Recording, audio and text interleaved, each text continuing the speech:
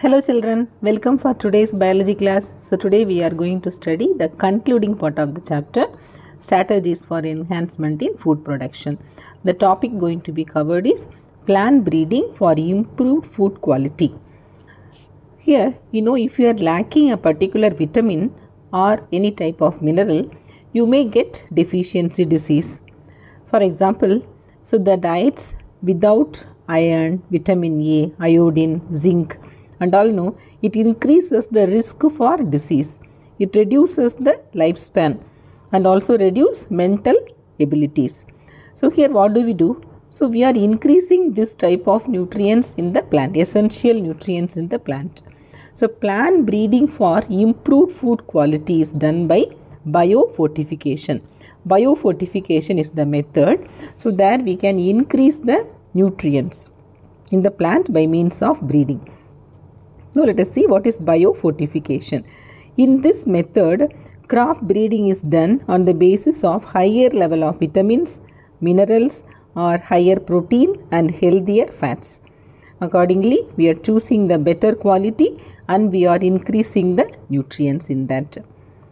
What are the objectives for improving the food quality? So here protein content and the quality, it has to be increased.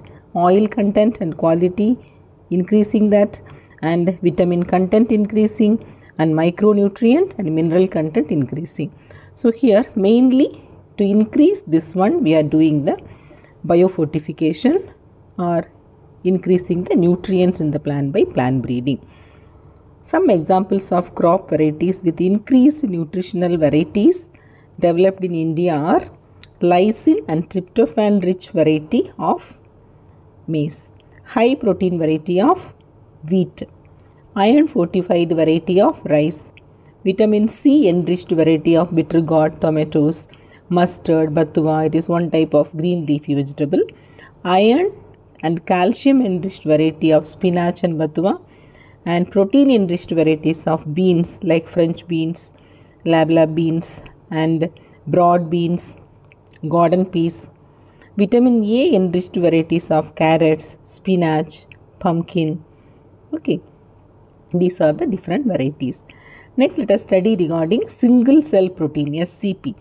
It is one of the alternative sources of proteins for nutrition of humans and animals. Example, spirulina.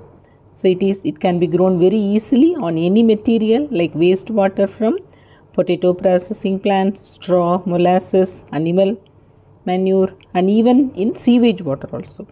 So in any wastewater it can be grown, spirulina, and it can be used as food. It is rich in proteins, minerals, fats, carbohydrates, and vitamins. So it is single celled organism, spirulina, and it is showing lot of nutrients and easily it can be grown in anywhere. So that's why it is being multiplied, spirulina.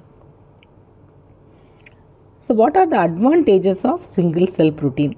So they are rich in proteins, minerals, vitamins and carbohydrates, low in fats, can be easily grown on cheaper material. It also reduces pollution. It reduces pressure on agriculture also. For example, 250 gram of Methylophilus methylotrophus bacterium, it has been used to produce 25 tons of proteins. So when you observe 250 kilogram of cow no, it produces only 200 gram of protein per day. But here 250 gram of Methylophilus methylotrophus bacterium, it can produce about 25 tons of proteins.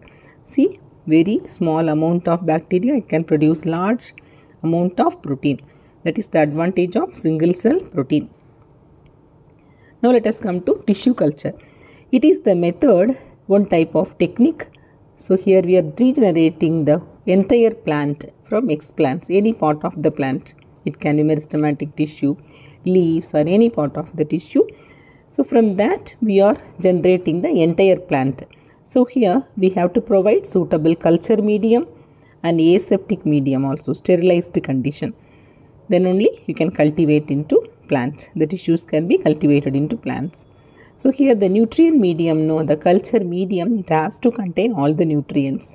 Micronutrient, macronutrient, vitamins, amino acids and growth regulators like these plant hormones, auxin, cytokinins and all. The tissue culture, you call that as micropropagation, as thousands of plants can be produced in short period of time without seeds by providing proper condition, whatever studied, suitable culture medium and aseptic condition, sterilized condition. We can produce lot amount of plants in a short period of time. So this is tissue culture method. In this tissue culture method, I already told you it can be known as micropropagation also. So here can you see here from the carrot, small tissue is taken and that you call that as explant. By providing in proper culture medium, we are making to grow into unorganized mass of cells that you call that as callus, and it can develop into embryo, and from the embryo now you can develop the plants.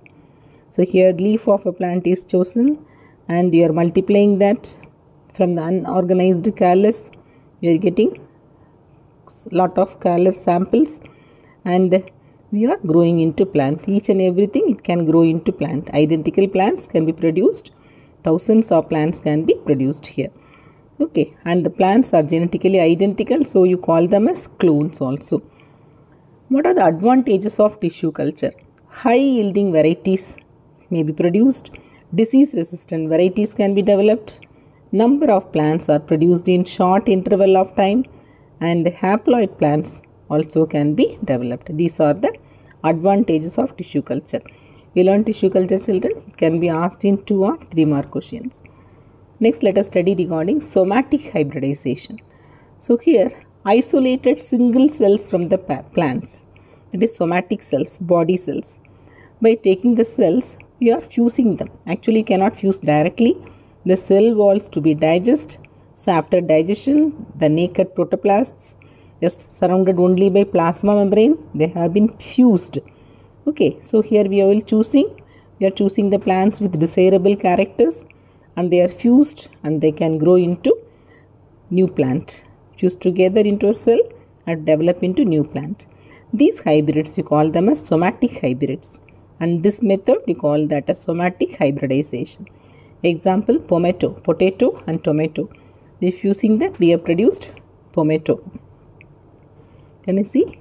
Plant cell that has been taken and the cell wall is dissolved, and later these two are fused by means of fusion, and then cytoplasmic fusion and later nuclear fusion. This is the somatic hybrid cell. This is the method of production of somatic hybrids. Okay, children. So today we are concluding up to this. We'll meet in the next class. Thank you.